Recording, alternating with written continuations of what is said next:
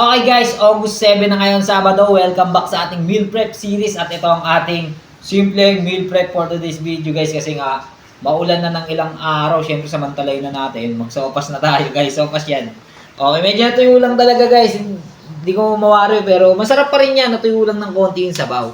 Ayan, maraming gulay yan. So dahil nga carbs na to, paldo na tayo sa carbs. Yung kanin natin talagang, ayan, konti lang. Tapos meron tayong egg para maano lang natin yung cravings natin sa sopas. Ito yung, ito yung example na sinasabi kong mindful ako sa kinakain ko. Alam ko nang marami tong carbs, nag-cut na ako ng kanin. Kasi hindi ko rin talaga kaya ng walang kanin, guys.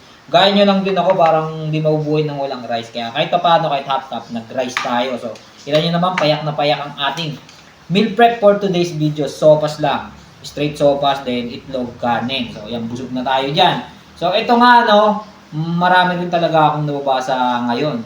Oo. So, isa lang lilinawin ko guys hindi ako coach, pero hindi ako against dyan sa calorie counting, yung mga timbang-timbang na, hindi ako against dyan guys. Okay lang sa akin yan kung ayan yung approach na gusto mo, wala akong problema ron. O hindi ako anti-timbangan, anti-calorie counting. Pero, kung sasabihin mo na ang susi lang sa calorie deficit is yung timbang, doon ka kailangan, ayun yung gold standard na kailangan magtimbang ka para makuha mo lahat. Hindi. Doon ako nagbibigay ng ibang perspective, yung personal perspective ko. Kasi alam natin maraming nagtitimbang ngayon, nagkikilo, marami ring gagawa pa niyan. Walang mali ron. Pero kasi malaki ang porsyento lalo dito sa atin na wala namang time sa ganun talaga. Aminin natin yan. Yung iba talaga wala silang time. Mas pipiliin nila yung simple fitness. Oo. Yung mga magko-compete, yan, yung talagang yung project beach body, yun, kailangan talaga nila every butin ng titimbang na. Pero sa amin, katulad namin na pangkaraniwan lang din naman, ang gusto lang namin maging fit and healthy, okay na sa amin yung approach na simple lang. At dun ko pinapasok yung ginagawa ko. Kasi guys, eto sa totoo lang hindi talaga ako dumaan sa tamang proseso ng pagpapapayat. Di ako nag-search, di ako nag-dive in sa mga science na yan. Hindi rin ako nag-gym. Di ba? Hindi rin naman ako nag-supplement. Yung exercise ko, pang body weight lang, napakasimple lang din. Pero ang timbang ko talaga nun, mula 2013 hanggang 2023 is 90 kilo. Guys, 90 kilo, malaki, mataba, mukhang maasim pag naglalakad dyan, tsoko na batok. Talagang hindi ganito ang katawan ko, mataba, bonjing talaga.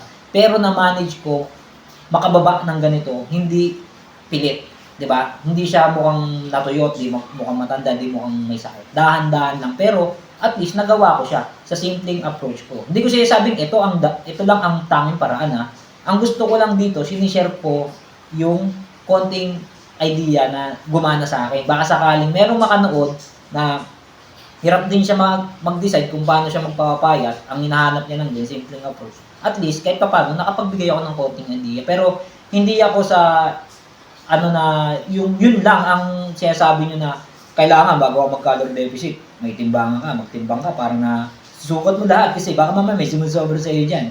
Hindi nangyayari sa timbangan ang calorie deficit, guys. Nangyayari yun sa pagbabawas mo ng kinakain. Kasi pare-parehas lang yan, diet, calorie deficit, kung ano man yung pagpapayat mo.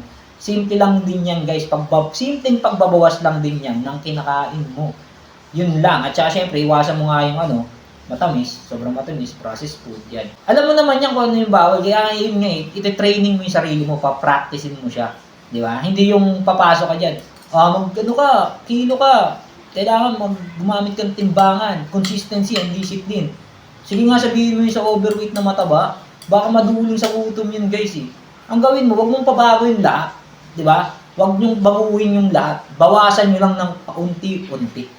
Hanggang sa masanay kayo. Ganun ang akin Ulitin ko sa akin, ganun yung approach na ginawa ko. Siguro naman, di biro yung 90 kilos na malaking tiyan. Tapos naging ganito yung katawan. So, yun lang. Gusto ko lang i-share. Gusto ko lang makapag-share ng konting idea baka sakaling gumana rin sa inyo. So, sabi ko sa pagkain ka tumaba, syempre sa pagkain ka pa rin nagpapapayat. Sama mo lang yan ng regular exercise. Ciao!